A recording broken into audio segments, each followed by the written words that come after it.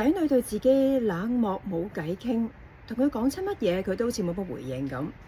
嗰份無奈同埋心痛，你有冇感受過呢？我同佢係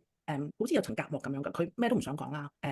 或者叫佢做少少就好快好掹震，即係聽都唔想聽就開始發掹震。但係自從傾完之後咧，我係發覺有個改變嘅咯，佢會主動講咗好多講佢自己學校嘅嘢啊，自己嘅嘢啊，好似關心多咗我咯，同埋嗰個門 open 咗。有幾次係主動走嚟同我講下佢啲嘢，好似琴晚咁，我都好 surprise。其實我都冇做到啲乜嘢，但係佢會臨瞓，佢走嚟攬下我咁樣，呢個係好感動嘅一件事咁樣咯。平時唔係有點發表自己嘢，咁但係當我慢慢同佢講傾偈嗰陣時咧，我係聽多咗佢好多深層嘅感覺咯。因為我從來都冇聽過佢原來點解佢唔中意打排球，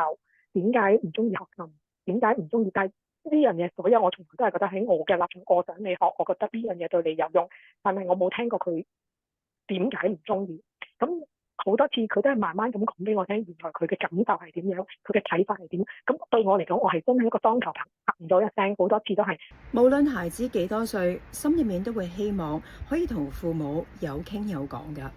你想唔想學曉點樣令孩子打開心扉呢？